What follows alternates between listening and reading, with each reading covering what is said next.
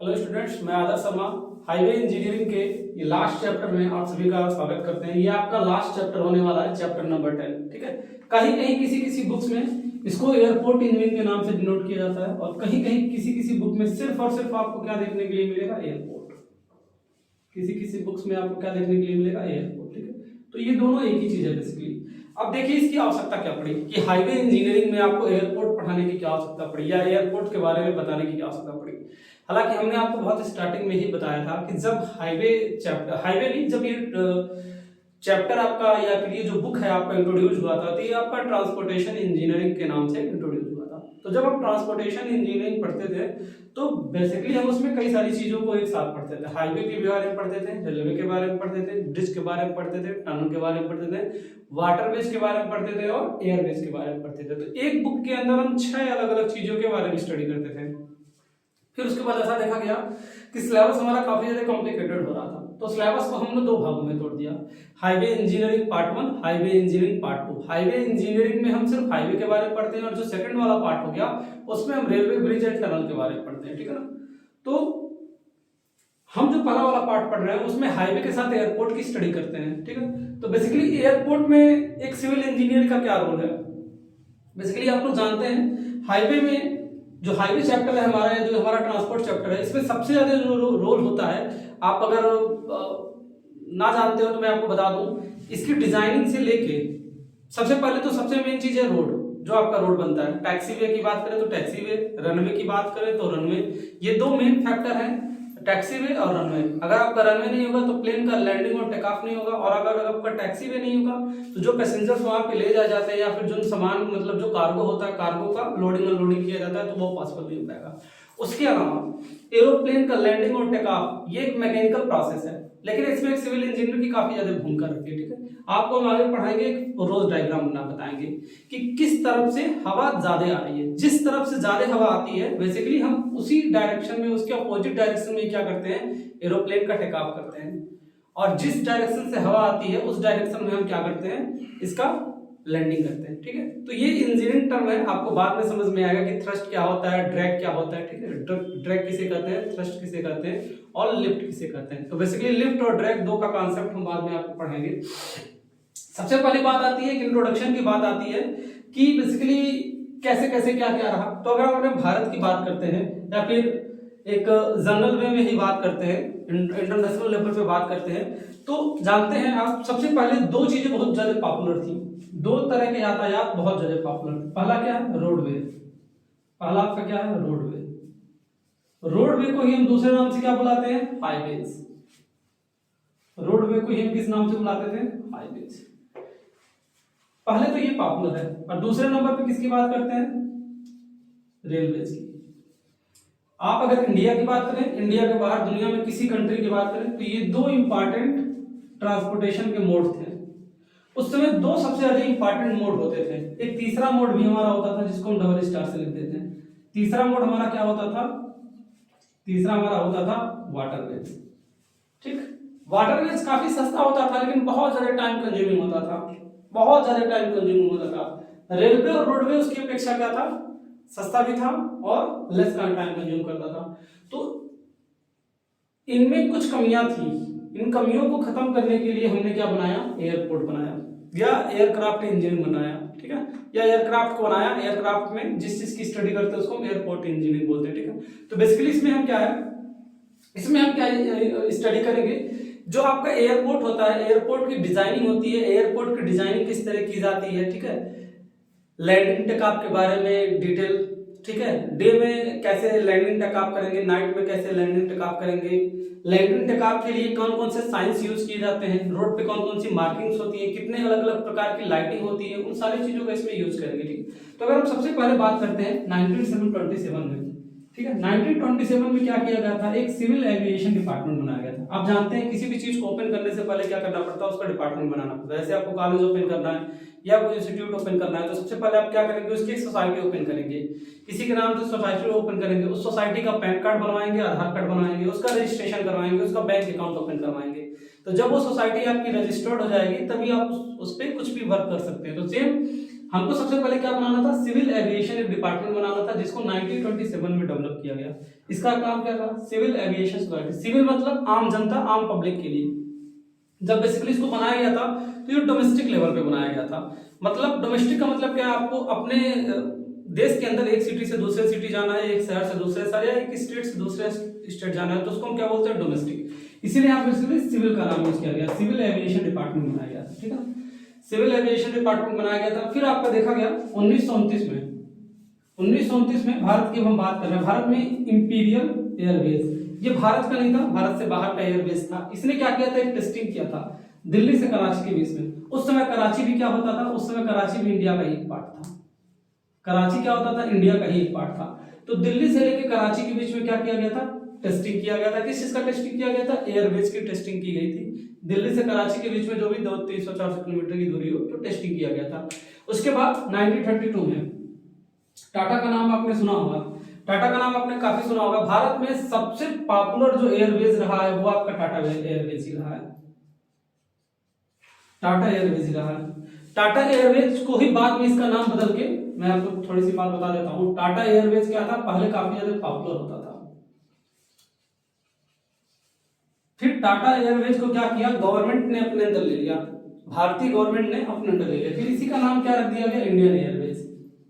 इसी का नाम क्या रख दिया गया, इंडियन एयरवेज।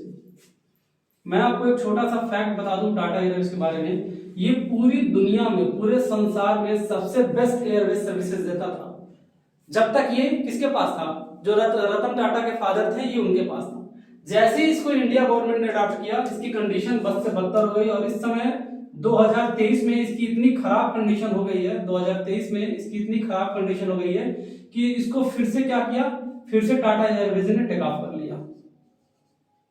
फिर से क्या किया, टाटा एयरवेज ने गवर्नमेंट से ले लिया। प्राइवेटाइजेशन हो रहा है, तो प्राइवेटाइजेशन के चलते गवर्नमेंट ने क्या किया, इस चीज को बेच दिया और इसको फिर से टाटा एयरवेज ने ले लिया। तो बेसिकली उस समय टाटा एयरवेज काफी ज्यादा पॉपुलर था। तो मद्रास से लेके कराची के बीच में पहली बार क्या किया गया था, उड़ान भरी गई थी। मद्रास को पहले क्या किया जाता था, चेन्नई, ठीक है। मद्रास का क्या नाम है, चेन्नई।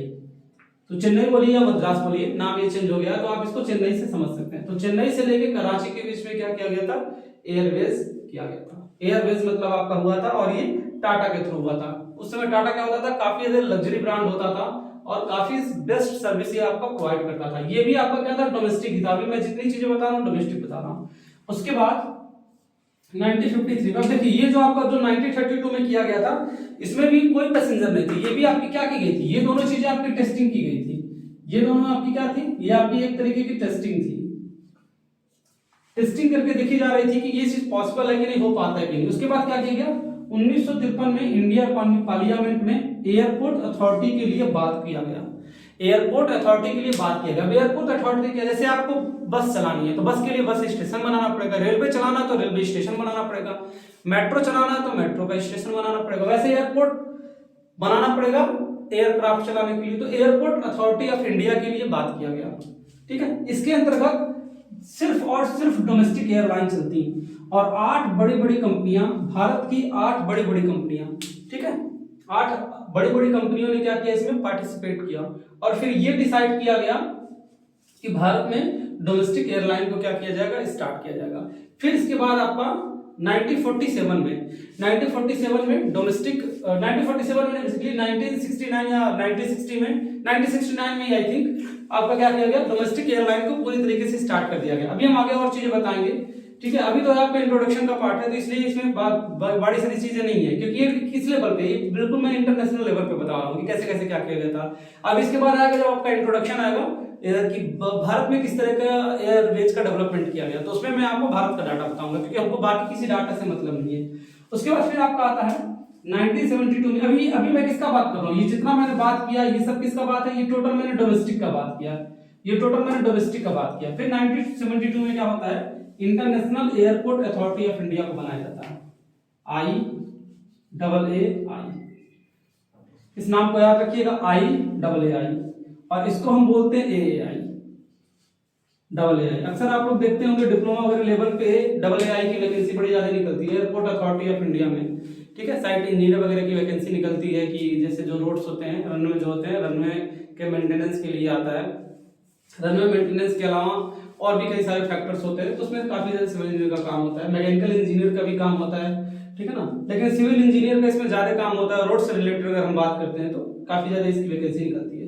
तो सेम ये भी एयरपोर्ट अथॉरिटी ऑफ इंडिया ही था, लेकिन ये क्या था, ये इंटरनेशनल लेवल पे था। इसको जैसे स्टार्ट किया गया, फिर हमारे क्या हो गए, इंटरनेशनल फ्लाइट भी हमारे स्टार्ट हो गए। इसको ऑन करने से जो हमारे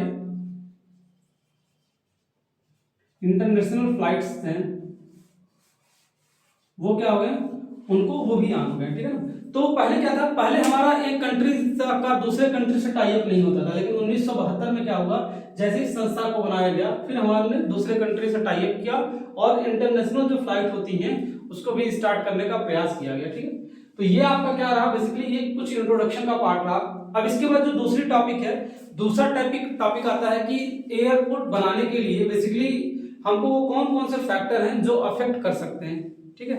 तो उस टॉपिक को देखते हैं। जैसे हमने आपको बताया था, रोडवे में बताया था कि अगर आपको रोड बनाना है तो रोड बनाने के लिए कौन कौन से ऐसे फैक्टर्स हैं जो उसको अफेक्ट कर सकते हैं, ठीक है। उसी तरह एयरपोर्ट बनाने के लिए भी कौन कौन से फैक्टर हैं जो अफेक्ट कर सकते हैं, उसके बारे में स्टडी करना काफी ज्यादा इंपॉर्टेंट है, ठीक है।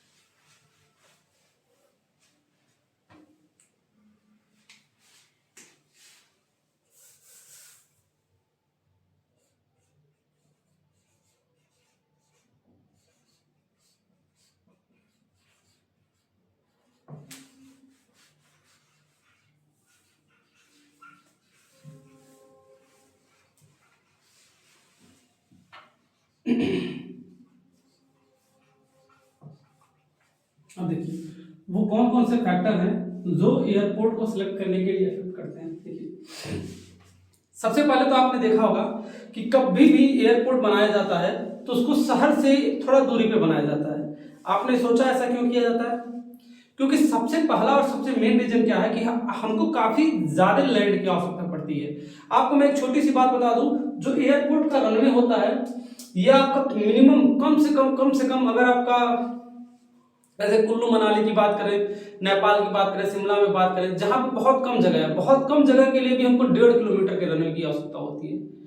और अगर नॉर्मल जगहों की बात करें, मैंने हिल एरिया की बात की, नॉर्मल जगह की बात करें तो कम से कम मिनिमम 3.5 किलोमीटर के रनवे की आवश्यकता होती है। मिनिमम से मिनिमम की मैं बात कर रहा हूँ। अगर अच्छा रनवे है, इंटरनेशनल फ्लाइट्स आते हैं तो 5 किलोमीटर के रनवे की आवश्यकता होती है।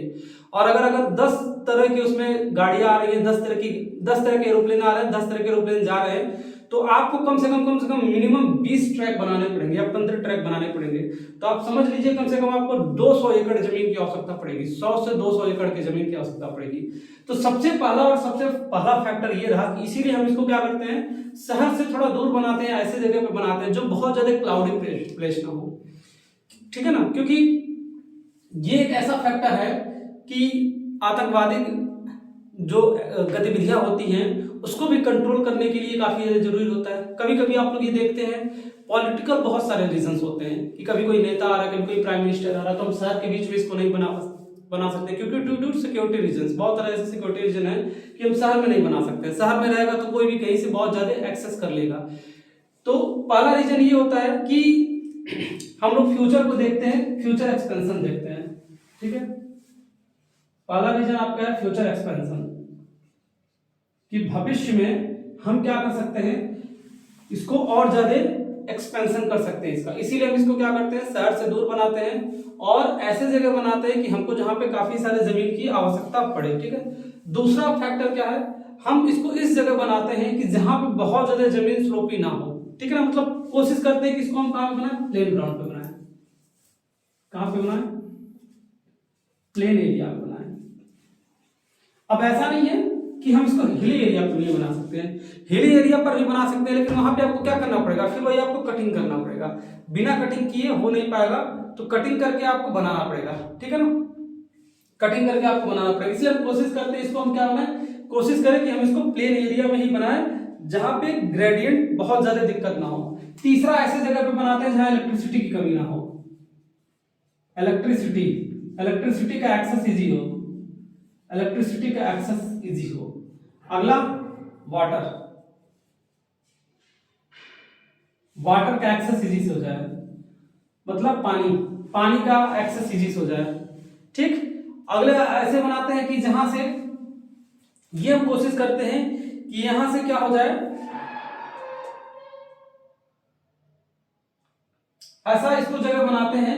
एक और फैक्टर है इसको ऐसे जगह बनाते हैं कि ये बाकी जगह को क्या करे, डिस्टर्ब ना करे, बाकी जगह को क्या करे, डिस्टर्ब ना करे, disturb to other place, other location, ये दूसरे लोकेशन को डिस्टर्ब ना करे, डिस्टर्ब टू अदर लोकेशन, दूसरे को क्या करिए, डिस्टर्ब ना करे, तो इसको इस तरह बनाया जाता है, ऐसे जगहों पे इसलिए बनाया जाता है, ठीक है ना।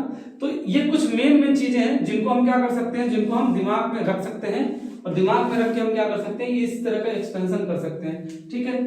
एक्सेसिबिलिटी इजी रहे, एक और आप लिख लीजिए, accessibility to, access to railway station, एक और लिख लीजिए, access to railways, sorry highways, ठीक है, या फिर आप लिख लीजिए मेट्रोज। तो अगला क्या है, access to railway, highway and metro. Airport को हम ऐसे जगह बनाते हैं, ऐसा कोशिश करते हैं कि रेलवे, हाईवे और मेट्रो वहां से काफी ज्यादा इजी रहे। जैसे आप दिल्ली की बात करें, दिल्ली में जो महिपालपुर है, महिपालपुर का जो इंटरनेशनल एयरपोर्ट है, वहां से रेलवे तो नहीं, हाईवे और मेट्रो क्या है, काफी ज्यादा इजी है। रेलवे भी इजी हो सकता है, मतलब जो नजदीकी रेलवे होगा इजी ही होगा, लेकिन हाईवे और मेट्रो की बात करें तो क्या है, काफी ज्यादा इजी होता है। तो इन सारी चीजों का हम क्या करते हैं, ध्यान रखते हैं। अगला हमारा आता है development of air transport in India. अब हम इंडिया के बारे में देखेंगे कि एयर ट्रांसपोर्ट कैसे डेवलपमेंट हुआ, ठीक है।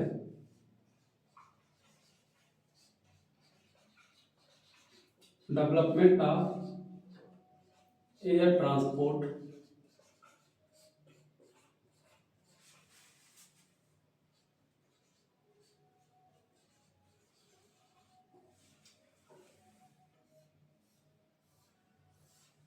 ठीक है। अभी हम यहाँ क्या देखने वाले हैं कि भारत में किस तरीके से जो एयर ट्रांसपोर्ट हुआ, एयर ट्रांसपोर्ट का डेवलपमेंट हुआ। तो भारत में एयर ट्रांसपोर्ट डेवलपमेंट करने की क्या थी, बड़ी ज्यादा आवश्यकता थी। जैसे हमने आपको भी प्रीवियसली बताया, तो भारत में सबसे पहले फर्स्ट टाइम भारत में क्या किया गया, फर्स्ट टाइम भारत में फर्स्ट टाइम, मैं इंडिया की बात बता रहा हूं, भारत में फर्स्ट टाइम 1911 में, भारत में फर्स्ट टाइम 1911 में प्रयागराज यानी इलाहाबाद से नैनी के बीच में, ठीक है, प्रयागराज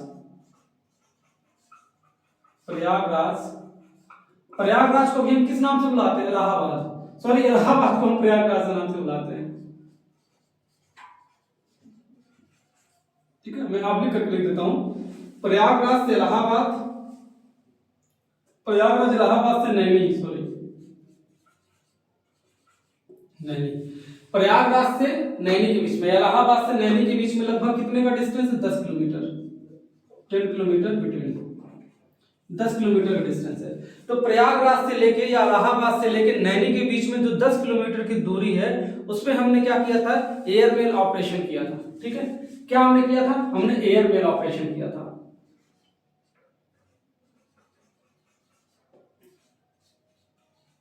हमने एयरमेल ऑपरेशन किया था।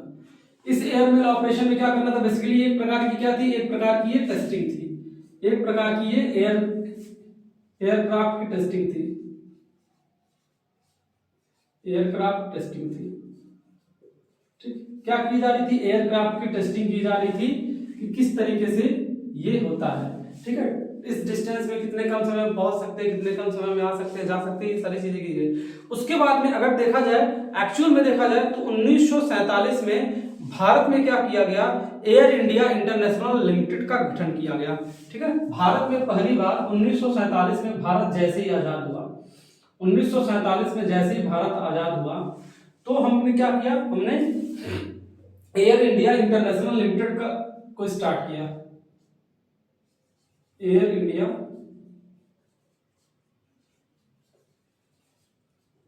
इंटरनेशनल लिमिटेड का गठन किया गया, ठीक है ना। 1947 में एयर इंडिया इंटरनेशनल लिमिटेड का क्या किया गया, गठन किया गया, ठीक है। अब इसका गठन क्यों किया गया, इसका गठन इसलिए किया गया क्योंकि भारत क्या कर सके, भारत भी एक कंट्री से दूसरे कंट्री या फिर डोमेस्टिक तरीके से क्या कर सके, अपने फ्लाइट्स को स्टार्ट कर सके। फिर उसके बाद 1948 में पहली बार 1948 में पहली बार भारत से लेकर लंदन के बीच में, भारत से लेकर लंदन से बीच में, मतलब इंडिया टू लंदन, लंदन आपका कहाँ है, इंग्लैंड, लंदन के बीच में एयरवेज चालू किया गया। ये आपका कैसा था, ये आपका इंटरनेशनल एयरवेज था, ये आपका इंटरनेशनल फ्लाइट था। इंडिया टू लंदन के बीच में इंटरनेशनल फ्लाइट को क्या किया गया, इंटरनेशनल फ्लाइट को स्टार्ट किया गया। और उसके बाद जो सारी की सारी मैनेजमेंट थी वो किसके द्वारा देखी जाती थी, एयरपोर्ट अथॉरिटी ऑफ इंडिया। किसके द्वारा देखी जाती थी, एयरपोर्ट अथॉरिटी ऑफ इंडिया।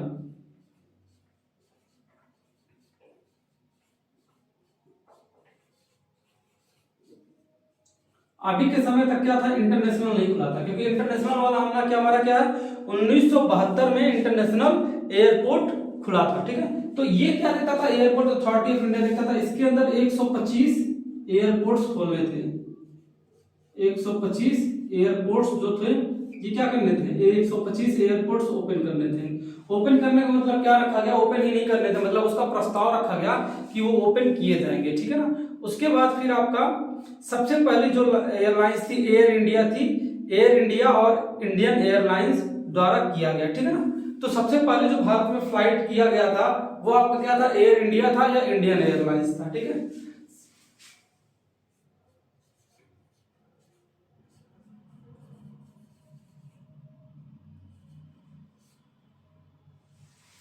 ठीक है, एयर इंडिया या फिर इंडियन एयरलाइंस, इंडियन एयरलाइंस, ठीक है। तो ये दो तरीके की क्या थी, दो तरीके की ये गवर्नमेंट संस्थाएं थी, एयर इंडिया और इंडियन एयरलाइंस। ये क्या था, ये दोनों का दोनों आपका गवर्नमेंटेड था। और सबसे पहले क्या किया गया, इन दोनों को रजिस्टर्ड किया गया, इन दोनों को क्या किया गया, रजिस्टर्ड करना किया गया, इन दोनों को रजिस्टर्ड किया गया। और फ्लाइट के लिए इन दोनों को क्या किया गया, भारतीय गवर्नमेंट के द्वारा या इंडियन गवर्नमेंट के द्वारा इनको परमिशन दिया गया, इंडियन गवर्नमेंट के द्वारा इनको क्या किया गया, परमिशन दिया गया, इंडियन गवर्नमेंट के द्वारा इनको क्या दिया गया, परमिशन दिया गया कि आप जाइए इस तरीके के बीच में, इस तरीके का आप वो चीज कर सकते हैं, ठीक है ना। तो अब आपको कुछ टॉपिक्स और बता देते हैं, ठीक है। कुछ टॉपिक्स और हैं, जैसे आपका history of Indian airlines. Indian airlines की कुछ हिस्ट्री के बारे में बता दें। अभी तो हमने आपको डेवलपमेंट के बारे में बताया, अब इंडियन एयरलाइन की हिस्ट्री के बारे में आपको बताना है, ठीक है।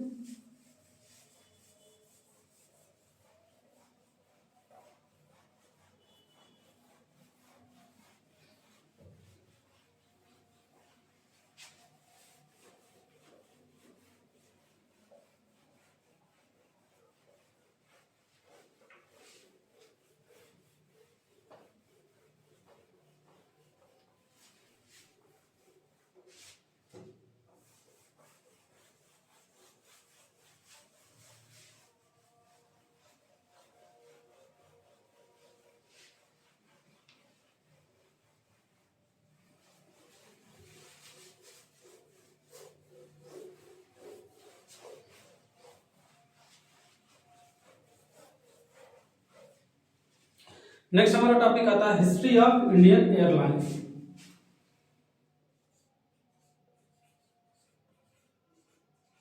हिस्ट्री ऑफ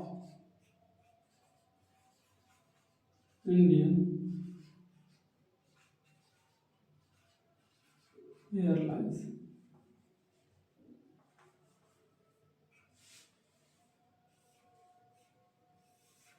ठीक है, इंडियन एयरलाइन की कुछ हिस्ट्री के बारे में बता दें। तो सबसे पहले अगर बात करें तो 1911 के बीच में आप जानते हैं कि 1911 के बीच में क्या हुआ था। 1911 में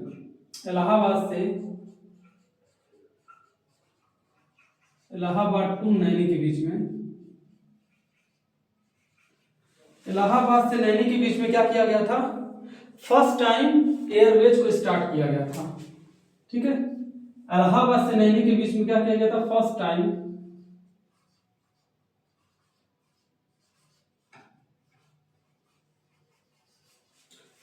एयरवेज को क्या किया गया था, स्टार्ट किया गया था। ठीक, उसके बाद करते हैं 1947 में। 1947 की बात करते हैं तो 1947 में आपका Indian Airways, air services, Deccan और आपका टाटा सन्स लिमिटेड, ये 4 अलग अलग एयरवेज स्टार्ट किए गए थे। सबसे पहले आपका इंडियन एयरवेज, सबसे पहले आपका इंडियन एयरवेज, इंडियन एयरवेज। दूसरा आपका क्या था, दूसरा आपका एयर सर्विसेज, एयर इंडिया,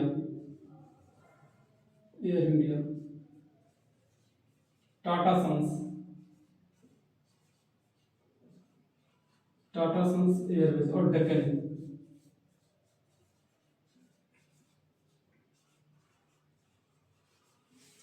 ये क्या था, ये चारों के चारों नए सर्विसेज से जिनको स्टार्ट किया गया था।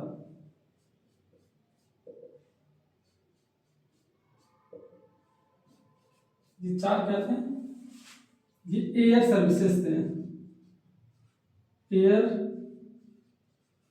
ट्रांसपोर्ट सर्विसेज, ये 4 एयर ट्रांसपोर्ट सर्विसेज से जिसको स्टार्ट किया गया, Indian airline, Air India, Tata Sons और डेक्कन एयरवेज, इनको स्टार्ट किया गया। फिर उसके बाद 1951 में, 1951 की अगर हम बात करते हैं तो 1951 में क्या हुआ था, कुछ और थे जैसे भारत एयरवेज। 1951 में आपका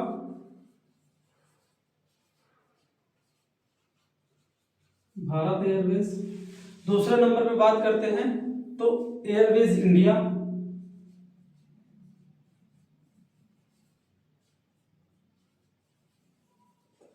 तीसरे नंबर पे बात करते हैं तो Himalayan aviation limited,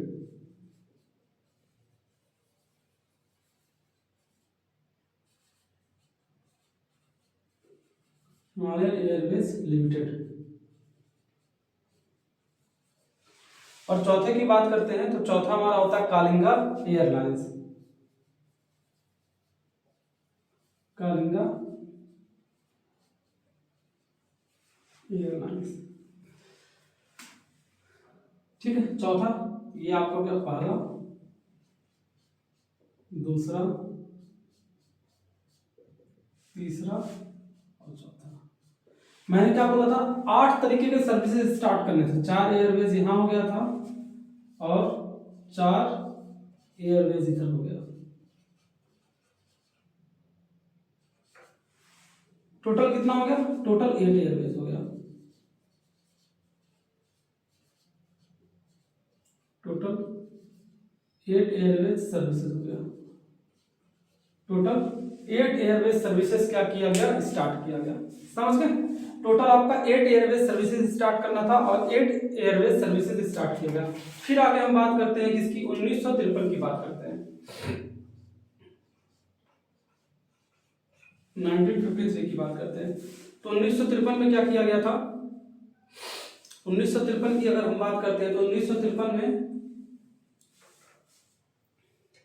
international airlines को भी स्टार्ट किया गया था। तो इसमें 2 ऐसे एयरलाइंस थे जो इंटरनेशनल लेवल पे काम करते थे, एयर इंडिया और इंडियन एयरलाइंस। ठीक है, 1953 में इंटरनेशनल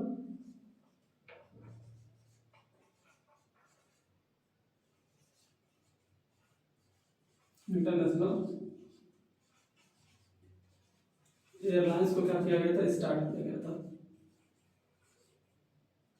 ये 2 कौन कौन थे, पहला आपका क्या था, एयर इंडिया था, पहला आपका एयर इंडिया था, और दूसरा आपका क्या था, इंडियन एयरलाइंस।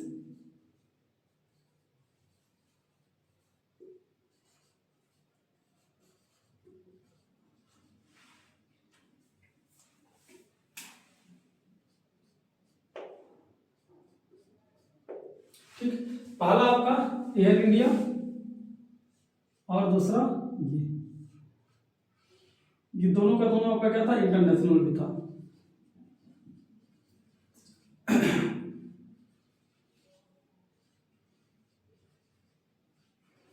ये आपका दोनों क्या करता था, इंटरनेशनल सर्विसेज को भी प्रोवाइड करता था। ये आपका क्या हो गया, ये आपका हो गया history of Indian airlines. Indian airlines की कुछ हिस्ट्री के बारे में हो गया। ठीक है, नोट डाउन कर लीजिए आप इसको।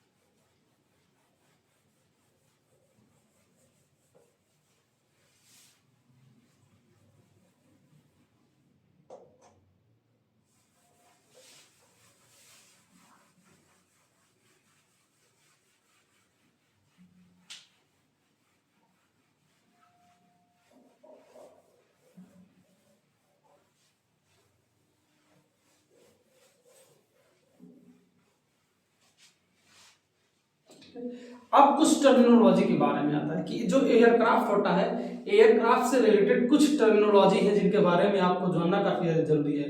तो इन टर्मिनोलॉजी के बारे में भी हम स्टडी करते हैं, ठीक है ना। तो इसको हम बोलते हैं एविएशन टर्मिनोलॉजी। ठीक है, ये हमारा नेक्स्ट टॉपिक है, एविएशन टर्मिनोलॉजी।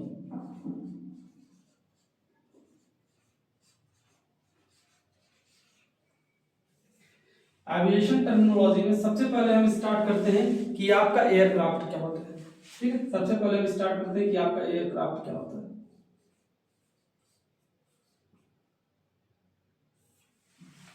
देखिए एयरक्राफ्ट क्या होता है, एयरक्राफ्ट को हिंदी में हम क्या बोलते हैं, वायुपोत बोलते हैं। तो एयरक्राफ्ट बेसिकली क्या होती है, एक मैकेनिकल मशीन होती है। एयरक्राफ्ट क्या है, एक मैकेनिकल मशीन होती है।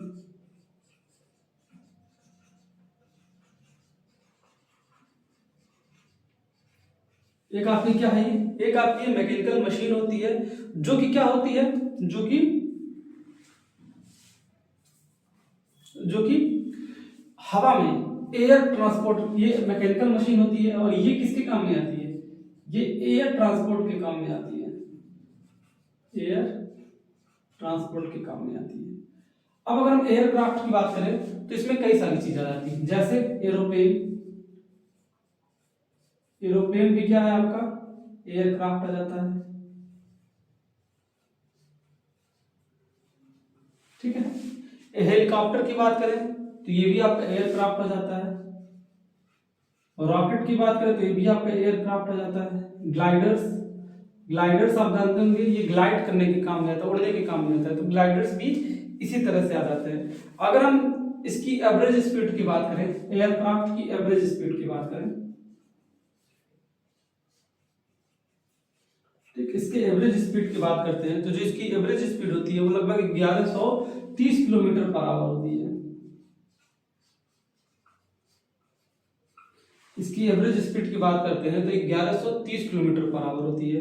और अगर इसके हम टाइप की बात करते हैं तो ये तीन तरीके का होता है। अगर हम किसकी बात करते हैं, इसके टाइप की बात करते हैं तो तीन टाइप्स का होता है, पहला, दूसरा, तीसरा। ठीक है, पहला क्या होता है, सबसोनिक। पहला आपका क्या होता है, सबसोनिक।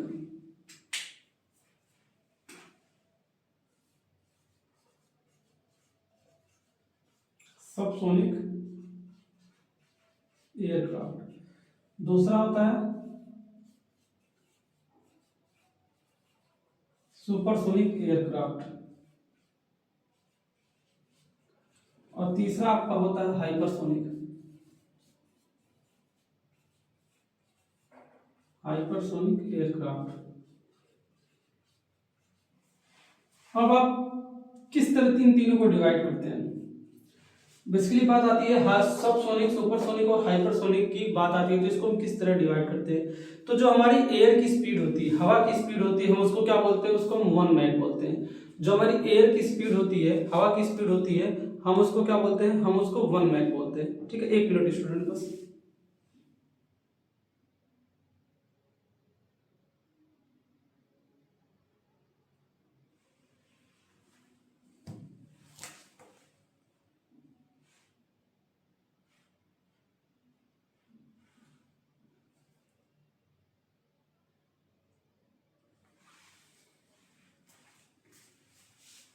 ठीक है, एक्चुअली एक कॉल आ गया था, मैं उसको डिस्कनेक्ट कर रहा था, मैसेज देना था। ठीक है ना? तो देखिए, सबसोनिक, सुपरसोनिक और हाइपरसोनिक को हम पहचानते कैसे हैं? तो स्पीड ऑफ साउंड, जो साउंड की स्पीड होती है,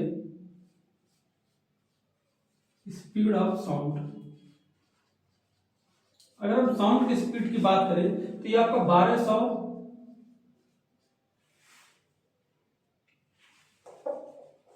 बात करते हैं तो ये आपका होता है 1234.8 किलोमीटर पर आवर। ठीक, या तो आप इसको क्या लिख सकते हैं?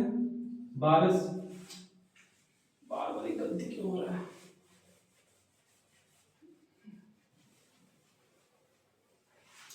अगर हम स्पीड ऑफ साउंड की बात करते हैं तो ये क्या होता है आपका 1234.8 किलोमीटर पर आवर के करीब होता है। ठीक, या तो आप इसको अप्रोक्सीमेटली बोल सकते हैं, अप्रोक्सीमेटली आप इसको बोल सकते हैं 1235 किलोमीटर पर आवर। ठीक, इसी 1235 किलोमीटर पर आवर को हम क्या बोलते हैं? 1 मैक। 1 मैक, क्योंकि जो एरोप्लेन की स्पीड होती है वो काफी ज्यादा होती है। एविएशन स्टडी में जो एयरक्राफ्ट की स्पीड होती है वो बहुत ज्यादा होती है। तो जो एयरक्राफ्ट की स्पीड होती है उसको हम किलोमीटर पर आवर में काउंट ना करके हम इसको किसमें वो करते हैं? मैक में। इसको हम किसमें डिनोट करते हैं? मैक में। ठीक है ना? जो इसकी स्पीड होती है वो हम इसको मैक में डिनोट करते हैं। ठीक है ना? मैक को मैं यहाँ हटा दे रहा हूँ तो आपको कंफ्यूजन होगा फिलहाल। अब बताइए, अब इन तीनों को डिवाइड कैसे करेंगे? तो अगर जो आपका एयरक्राफ्ट है उसकी स्पीड, एयरक्राफ्ट की स्पीड अगर हवा की स्पीड से कम है, हवा की स्पीड से कम है, लेस देन कितना है आपका? ये लेस देन 1 मैक है, लेस देन 1 मैक है, तो इसको हम क्या बोलते हैं? इसको हम बोलते हैं सबसोनिक। सुपरसोनिक किसको बोलते हैं? सुपरसोनिक हमारा आता है एक, इसमें और आप चाहें तो इसमें एक और वो आप ऐड कर सकते हैं। ठीक है ना? हाइपर सुपरसोनिक में क्या होता है? More than 1 Mach. क्या होता है? More than 1 Mac. हाइपरसोनिक में क्या होता है? मल्टीपल ऑफ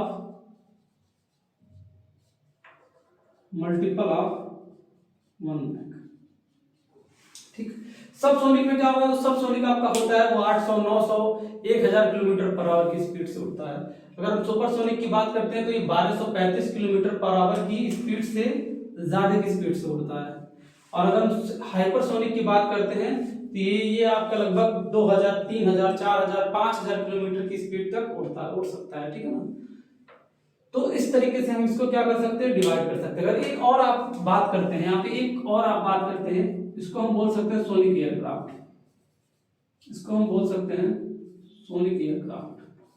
तो अगर हम सोनिक एयरक्राफ्ट की बात करें तो सोनिक एयरक्राफ्ट वह एयरक्राफ्ट होता है जिसकी जो एवरेज स्पीड, जो इसकी स्पीड होती है वो 1 मैक के करीब होती है। ठीक है, तो आप इस तरह भी ये चीज कर सकते हैं। ठीक है ना? ठीक है, तो आप यहाँ पे लिख दीजिए unit of aircraft speed. Unit of aircraft speed क्या होती है? मैक होती है। मैक होती है, यहाँ नीचे लिख दीजिए 1 मैक बराबर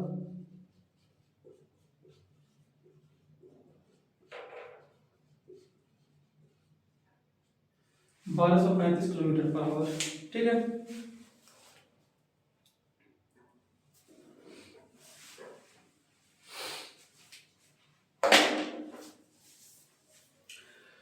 ठीक है स्टूडेंट्स, आज के वीडियो लेक्चर के लिए बस इतना ही।